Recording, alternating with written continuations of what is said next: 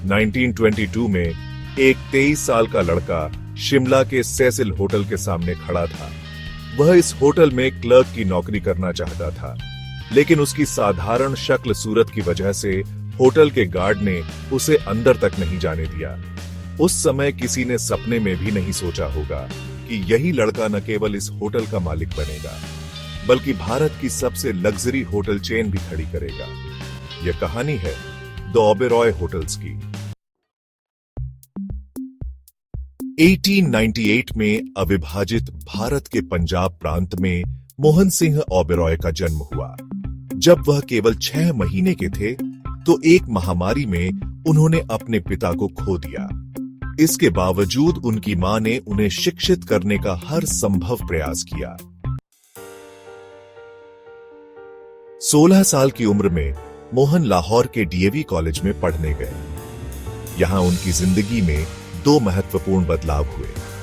पहला, उन्होंने अंग्रेजी बोलना सीखा और दूसरा, उन्हें एक जूता फैक्ट्री में पार्ट टाइम नौकरी मिल गई। जल्द ही उन्होंने फैक्ट्री के डिजाइन और प्रोडक्शन प्रोसेस को अच्छी तरह समझ लिया।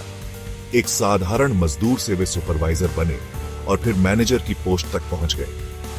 गरीबी से उठकर मोहन को लगा कि उनकी जिंदगी अब पटरी पर आ गई है, लेकिन तभी कहानी ने एक नया मोड़ लिया। 1922 में रोलट एक्ट के खिलाफ भारत भर में विरोध प्रदर्शन शुरू हो गए, जिससे कई व्यवसाय प्रभावित हुए। जूता फैक्ट्री भी बंद हो गई और मोहन रातों रात बेरोजगार हो गए। इसी दौरान उनकी शादी ईशरण देवी से हुई और वे एक नवजात बेटी के पिता बने। अब उनके पास नौकरी की तलाश के अलावा कोई विकल्प नहीं था।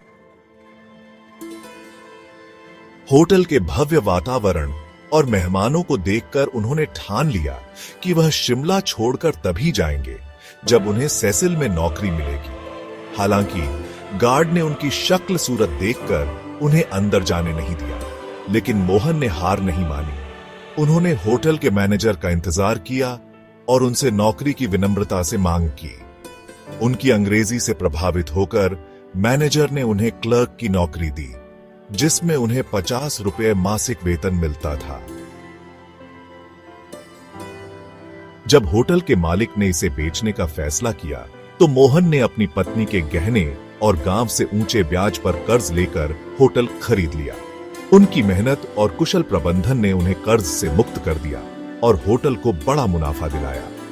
इसके बाद उन्होंने कोलकाता के ग्रैंड होटल को लीज पर लेकर उसे नई ऊंचाइयों तक पहुंचाया। विश्व युद्ध के दौरान उन्होंने ब्रिटिश सेना के सैनिकों के लिए होटल को बड़े मुनाफे में बदल दिया। अपने ज्ञान और अनुभव से उन्होंने भारत के कई प्रमुख शहरों में होटलों की चेन स्थापित की। उन्होंने अंतर्राष्ट्रीय मानकों का अध्ययन करने के लिए दुनिया के बेहतरीन होटलों का दौरा किया और सीखी गई बातों को अपने होटलों में लागू किया। 1950 के दशक में उन्होंने शाही महलों को लग्जरी होटलों में बदलने की पहल की, जिससे भारत को पहला पैलेस होटल मिला। उनकी सबसे बड़ी चुनौती तब आई जब ताज ग्रुप ने भारतीय होटल उद्योग में कदम रखा, लेकिन मोहन सिंह ओबेरॉय ने अपनी मेहनत और दूरदर्शिता से ओबेरॉय ग्रुप को भारत की सबसे बड़ी लग्जरी होटल चेन बना दिया। आज ओबेरॉय ग्रुप न केवल भारत में बल्कि दुनिया भर में अपनी पहचान रखता है। यह सब संभव हुआ एक ऐसे व्यक्ति के कारण जिसने अपना सफर एक साधारण क्लर्क के रूप में शुरू किया था। इसके बाद उन्होंने कोलकाता के ग्रैंड होटल को लीज पर लेकर उसे नई ऊंचाइयों तक पहुंचाया। विश्व युद्ध के दौरान उन्होंने ब्रिटिश सेना के सैनिकों के लिए होटल को बड़े मुनाफे में बदल दिया। 1950 के दशक में उन्होंने शाही महलों को लग्जरी होटलों में बदलने की पहल की, जिससे भारत को पहला पैलेस होटल मिला।